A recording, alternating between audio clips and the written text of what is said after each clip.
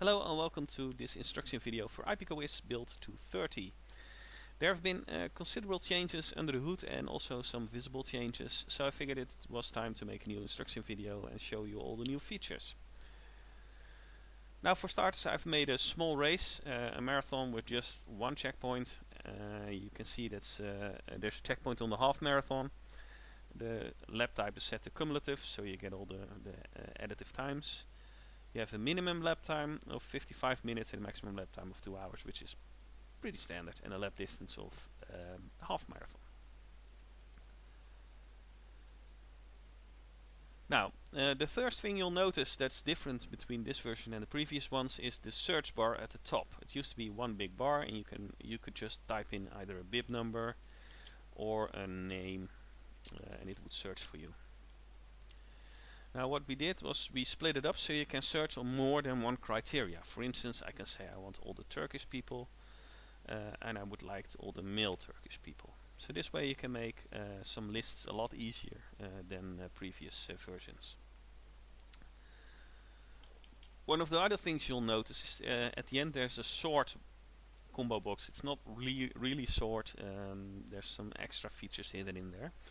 But if you open it, you can sort on either gun result, mod result, warnings, which was all in the previous versions as well, but it's a little bit more convenient here. And the new one is missed checkpoints. This will give you a list of all the runners that have missed at least one checkpoint. So you can go through them, see if it's either a mistake or maybe they skipped a couple of checkpoints, and you can DQ them, which is also possible in this version. You can either DQ them by simply opening the runner, and you have a DQ state here. Make sure you save afterwards, because if you don't, the next time you load iPico Wiz, it will be gone. By pressing save, if it's a long list, and this isn't one, you should now see a small progress bar on the bottom that shows you the progress in saving. For most races you won't even notice it's there. So, second thing you may have noticed is that the list of iPicos on the left, top left, is gone. It's now below the search bar. I currently have one iPico reader on the bar, which is my simulator. I could connect to it.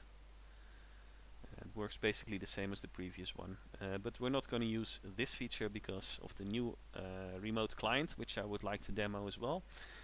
The old remote client, you had to put a lot of settings on the client itself, which was not a good thing if your operators weren't that experienced. So in the new version, all the configuration is done in iPico Wiz, and the remote locations will simply download their configuration from the internet. Now the first thing we need to do in order to do that is register your laptops, which you will be using for remote configuration. I'm just going to register my workstation. So the first time you start up the remote client, which is not this one, it's this one, it'll check if the internet connection is up, the server is up, and then it'll ask for a license code.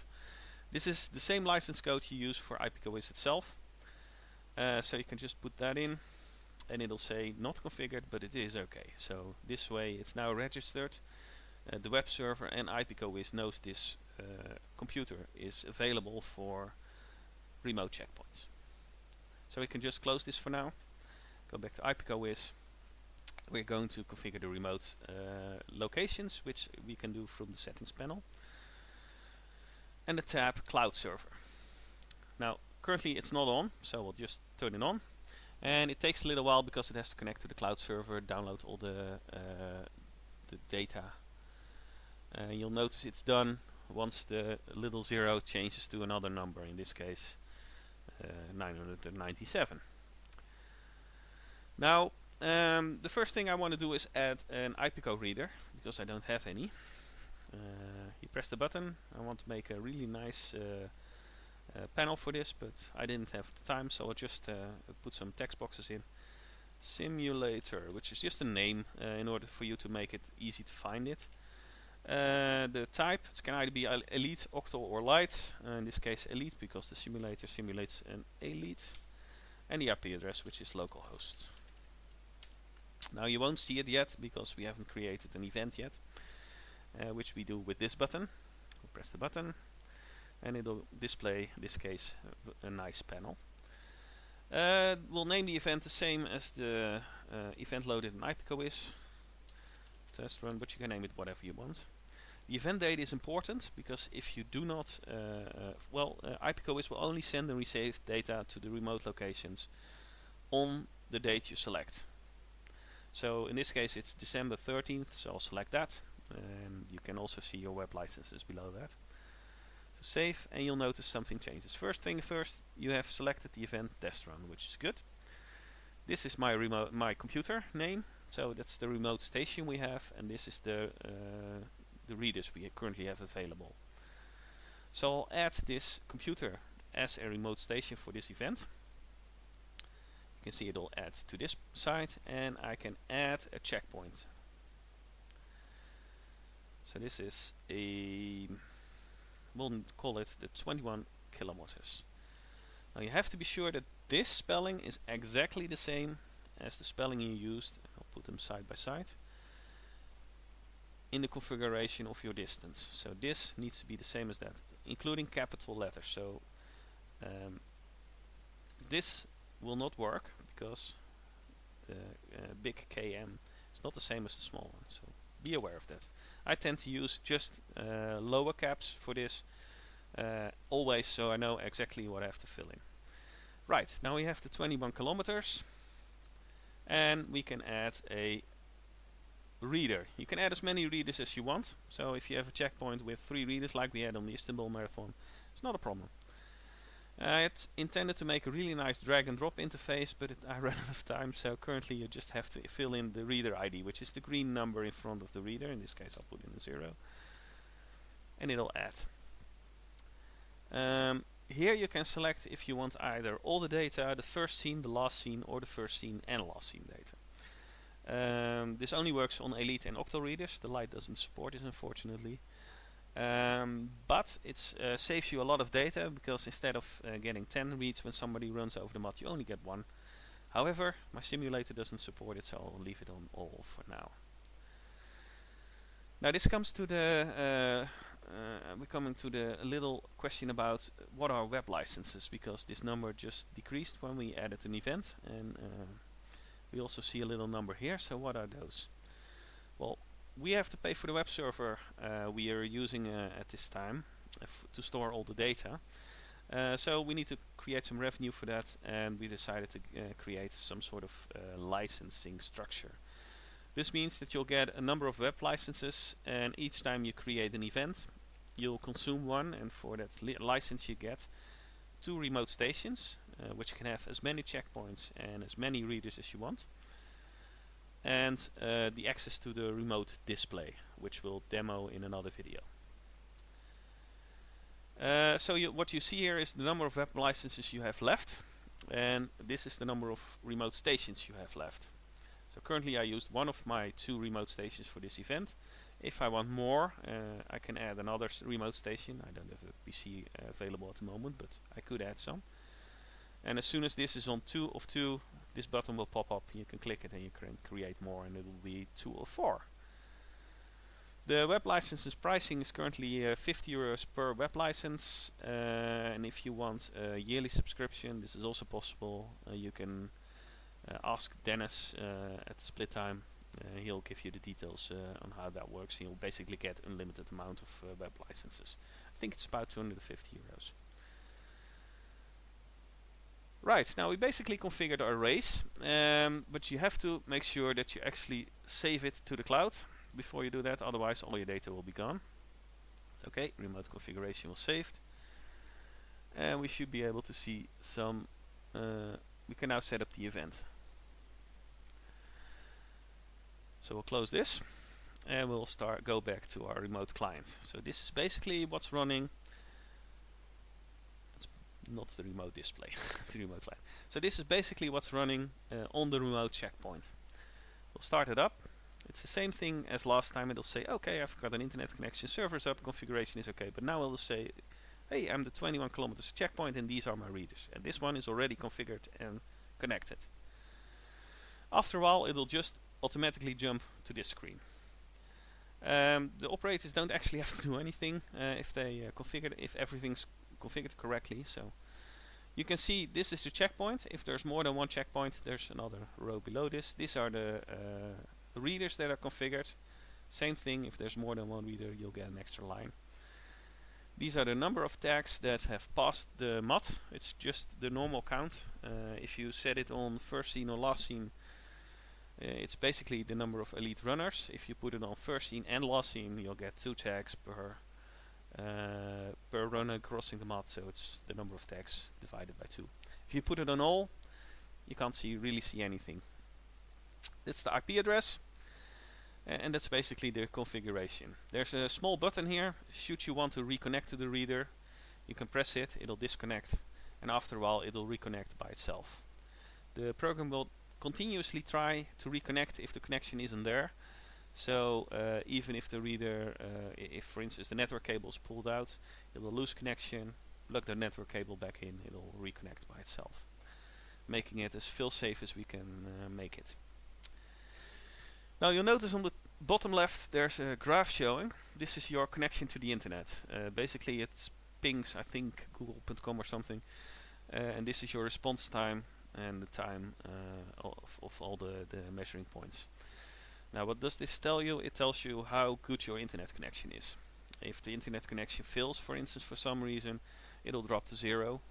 You know that something is wrong. So it's not really very important to the function of the software, but it gives you an idea of how well your internet connection is. Especially using mobile networks, you can get some pretty bad connections, and this should give you an indication of how good or how bad your connection is. However, the software is designed to work with bad connections. So if your 3G connection, for instance, fails somewhere, it'll buffer all the data, keep it in the buffer until the connection is up again, then it'll send all the data, check if the data was sent correctly. If not, it'll just send it again. So it's a very fail-safe way of sending data. Now this is your logging. It'll just show you what the current state is. It's useful just to check on what's happened over the last couple of minutes. For instance, if the connection to the reader should fail for some reason, it'll just note that the connection was out from 14.10.20 to 14.10.30 or something like that. So you can read what's happened. Now on the top right, there's some important status icons. This tells you connection to the internet. This tells you connection to the server. So should any of those fail, it'll start buffering. And these are your buffers. The first number is the number of tags we read from the reader that are currently waiting to be processed. The second buffer is the number of tags that we're currently busy sending to the web server. And the last is the number of tags you sent. Ideally, if the network isn't causing any problems, if you add all those 3 numbers up, you should get the same number that's here. If there's some resends, you'll notice a little discrepancy, but it shouldn't be a big problem. It just gives you a good idea of how many tags are still waiting to be sent, how many tags are sent. For a normal network connection, even a mobile connection, you probably won't even see the data so fast. It will go so fast to the last number, the sent number, that you won't notice it. Right. Basically, that's the way it works. We can now start a small race. Just like a normal race, we have to set it on ready to start. And as you note, there's a little green dot here which tells you the remote service is up. So you're connected to our web servers and ready to receive data. You also notice that our simulator, which is our local reader, isn't connected at all at the moment. That's good because we're using the remote connection. Now we can start the race. It's probably more fun to show you. Let's try a new Windows 10 feature. Looks a little bit weird, but it should show you exactly what's happening. Right, on my simulator, which is this thing, I'm going to send a start signal, and you should see data going to from the reader through the buffer, and then after a little bit it'll be received here and the time will start running.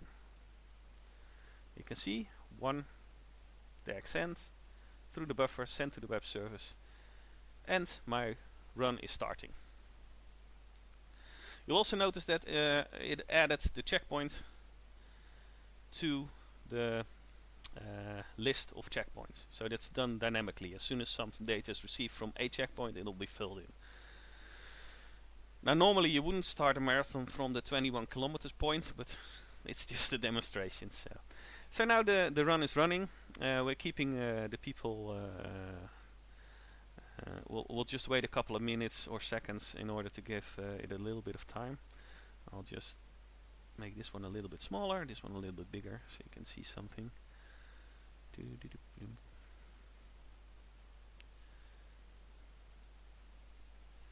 Right, let's finish some, or at least let's run some contestants through the 21 checkpoints. I'll start a little bit slow so you can see what's happening. So it takes a little while before the data is actually received from the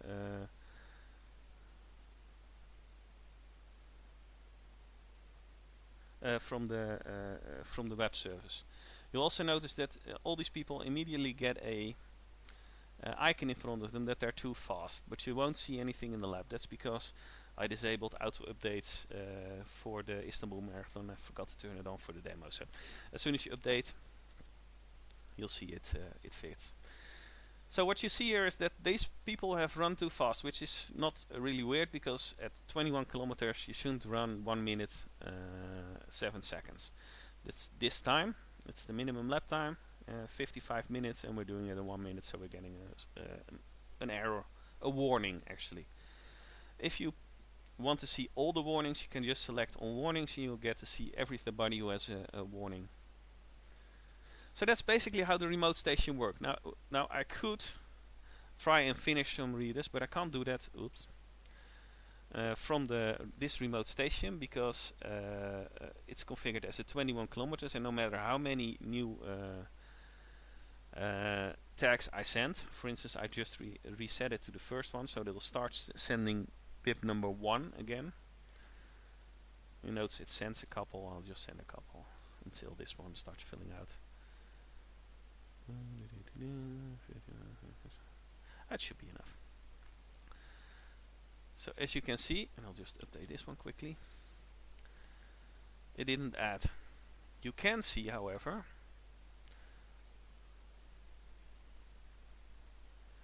so this did a checkpoint. It's really fast, but you can see that it got a start tag from the 21k, which is weird, but should have been on the main computer. And 2 finish times. So one at 14:15:43 and one at 14:17:08. But because they're bound to the 21 kilometer checkpoint, it says, oh, there's already something there, I won't fill it in. So if I want to finish my runners for this race, I can't use the remote client. I'll disable this and just connect to the simulator. Now you'll notice this bubble stay green, because this doesn't signify a connection to the remote station, it signifies a connection to the web servers. So this is the connection to the web server, which is still up. And now I can say reset the first start, and you'll see you get some results.